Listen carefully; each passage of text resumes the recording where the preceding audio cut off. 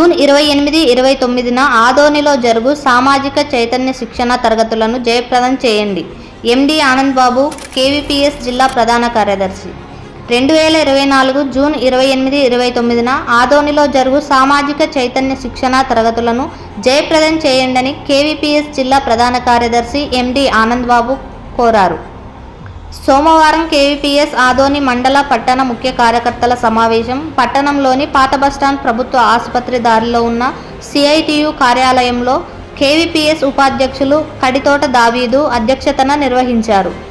సమావేశానికి ముఖ్య అతిథులుగా హాజరైన కేవీపీఎస్ జిల్లా ప్రధాన కార్యదర్శి ఎండి ఆనంద్ బాబు, మాజీ జిల్లా ఉపాధ్యక్షులు పిఎస్ గోపాల్, మండల అధ్యక్ష కార్యదర్శులు సి మునిస్వామి, బి తిక్కప్ప మాట్లాడారు.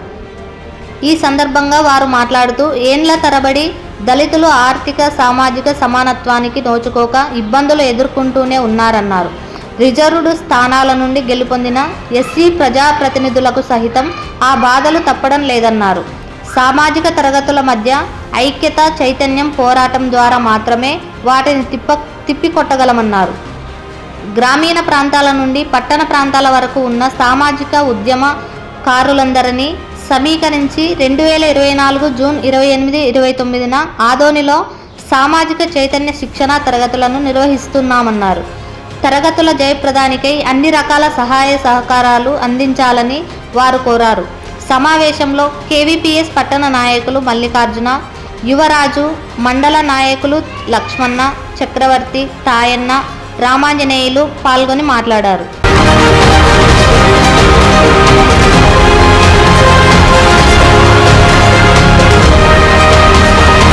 ఈరోజు ప్రధానంగా ఆదోని డివిజన్, ఆదోని మండలం పట్టణానికి సంబంధించినటువంటి ముఖ్య కార్యకర్తల సమావేశాన్ని నిర్వహిస్తూ ఉన్నాం.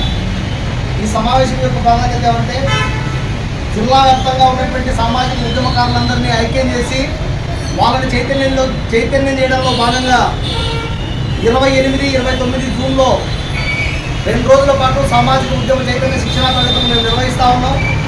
ఈ సామాజిక చైతన్య శిక్షణా తరగతులకు సామాజిక ఉద్యమకారులంతా రకంగా హాజరు కావడంతో పాటు అన్ని రకాల సహాయ సహకారాలు అన్నింటినీ జయప్రదం చేయాలని చెప్పేసి ముందుగా కోరుతా ఉన్నాం. ఎందుకోసమంటే మనందరికీ తెలుసు, దేశవ్యాప్తంగా దళితులపైన దాడులు దౌర్జన్యాలు అనేటువంటివి రోజు రోజుకు పెరిగిపోతూ ఉన్నాయి. ఈ 2.5 నెలల కాలంలో అవి మనకు అనిపించకపోవచ్చు. ఎందుకు అనిపించలేదు అని చెప్పేసి చెప్తే మనందరికీ తెలుసు, దానికి మించినటువంటి ఎన్నికల ప్రచారం అనేటువంటి జరుగుతూ ఉంది కాబట్టి వాటిలో కొట్టుకొని పోయిండొచ్చు.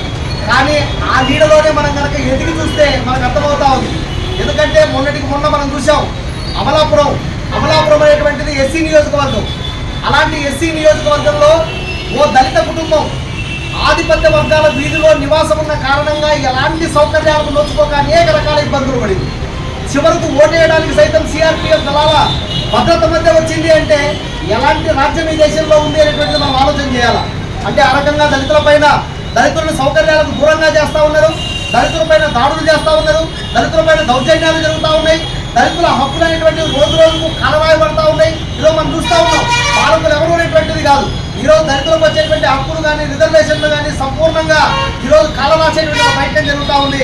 అందుకోసమే వీటన్నిటికీ రేపు 4వ తారీఖు ఎన్నికల్లో ఎవరు గెలుస్తారు ఎవరు కొడతారు అనేటువంటిది పక్కన పెడితే, కానీ దళితులు మాత్రం తమ సమస్యల పరిష్కారం కావాలంటే చైతన్యం కావడం తప్ప వేరే మార్గం లేదు. దళితులు చైతన్యం కావడంతో పాటు తమ సమస్యల పరిష్కారం కోసం ఉద్యమించడం తప్ప వేరే మార్గం లేదు. అందుకోసమే చైతన్యం కావడం, ఉద్యమించడమే పరమావధిగా మేము ప్రతి గ్రామాన్ని తిరగాలని చెప్పేసి అనుకుంటా ఉన్నాం. గ్రామాన ప్రతి దళిత కుటుంబాన్ని ఆ రకంగా పలకరించి వాళ్ళ సమస్యలేమో తెలుసుకొని ఆ రకంగా వాళ్ళని చైతన్యం చేసి రానున్న కాలంలో దళితుల సమస్యల పరిష్కారం కోసం ఒక మహాసామాజిక ఉద్యమాన్ని నిర్వహించాలని చెప్పేసి ఈరోజు కేవీపీఎస్గా భావించింది. ఆ రకంగా జరగబోయేటువంటి పోరాటంలో దళితులంతా ఐక్యంగా రావాలని చెప్పేసి, అదేవిధంగా సామాజిక ఉద్యమ అభివృద్ధులంతా సహకరించాలని చెప్పేసి సందర్భంగా నేను కోరుతా ఉన్నాను.